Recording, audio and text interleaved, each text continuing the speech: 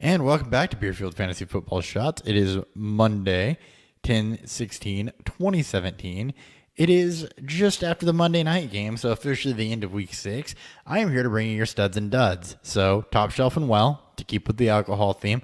As always, we'll go over your top shelf guys, your studs. These are guys that maybe finally performed this year to what we were expecting to or broke out. So we'll talk about them and their future outlooks. We'll talk about duds, guys that didn't perform, and if we expect that trend to continue as well. As always, you can follow me on Twitter at HOPPBFF. You can follow the show at BeerfieldFF.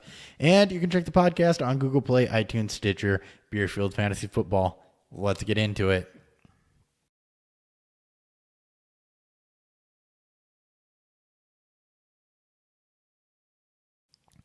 For studs, quarterback Kirk Cousins is going to bring home the top shelf award this week. 25 of 37 for 330, 2 touchdowns, 1 interception, 4 for 26 and a touchdown on the ground. This was a Kirk Cousins day, and this is what we expected from Kirk Cousins coming into this year is exactly this type of stat line. So look for that going forward, especially if they're with their defense being beat up, if they're forced to throw more. This is the type of day that we've been hoping for from Kirk Cousins for a little bit.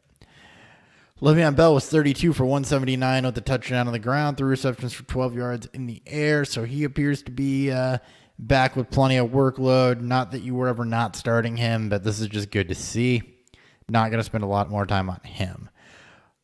Wide receiver Larry Fitzgerald, 10 for 138 and a touchdown. Again, kind of expected, but kind of a blow-up. But you get a couple of games like this from Fitz every year with safe floor. It's why he's good to own. And if you're in championship contention, maybe wait for one of those down weeks that comes and try to buy him.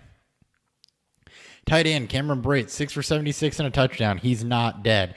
He's consistently been targeted in the red zone, and for tight ends, that's the type of floor that you need. That's the type of thing that you want to see. Cameron Brate's a top 10 tight end for the rest of the year, and you need to go get him. He could be floating around on your waiver wire.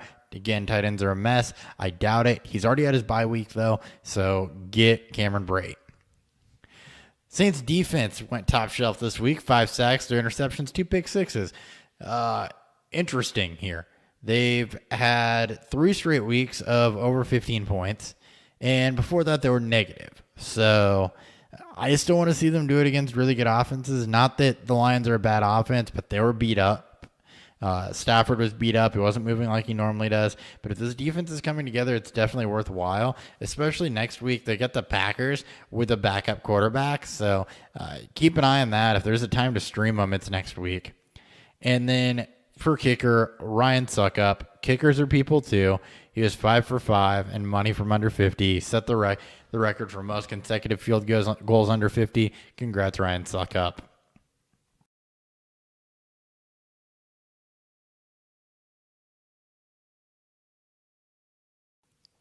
And for duds, starting at quarterback, this one's going to be happy for me. Cam Newton, 28-52, 239, 1 touchdown, 3 picks.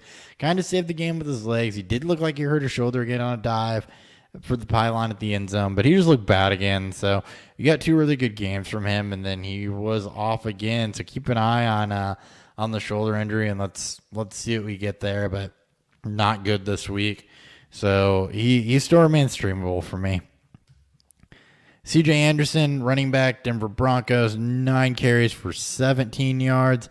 This is a game script. They're actually playing from behind for once, but the Giants, they stopped the run game, and Simeon was dealing with the shoulder thing, so just kind of a weird game here. I think you have to stick with him because he does have the ability to give you some safe floor in a good game, especially in the receiving game, but not what you were hoping for, just like I didn't hope to kick my mic there, but it happened. Wide receiver T.Y. Hilton, 1 reception for 19 yards after his blow-up week. This should have been a good game for him against a Titans secondary that gives up some pass yards, but look, they just weren't going to him. They were going to Moncrief, Aiken, a lot of Doyle, but not really T.Y. Hilton. So Logan Ryan had him pretty shut down, and that's not necessarily what you want to see there. So he's going to continue to be hit or miss this year, and good luck predicting when that happens. You had a bad game. He'll bounce back with a good game at some point. I just don't know if it'll be this week or 2 weeks from now or whatever. Travis Kelce went 4 for 37. So for what should have been a tight end 1, not good. You've seen a couple dud games from him, though. This is kind of what Travis Kelce does. And you know this by now if you've been an owner, if you've been playing fantasy. So just not a whole lot there to concern yourself with. He will also bounce back. This is his floor game pretty much, and that happens from time to time with him. And as far as defense, special teams, there wasn't really anybody that completely shit the bed. So good job, defenses. You could look at the Saints-Lions games and say, damn, there's a lot of points. But it was the defenses scoring them. So nobody really completely crapped themselves. So congratulations, defenses, for not being terrible. That's all I got for today. Be sure to check in tomorrow. I think Nick is going to do tomorrow's. I don't know. Dan's traveling this week, so the schedule's all messed up. If you want to know what the schedule is, go listen to Monday's podcast. Otherwise, I will be back with you guys on Friday. See ya.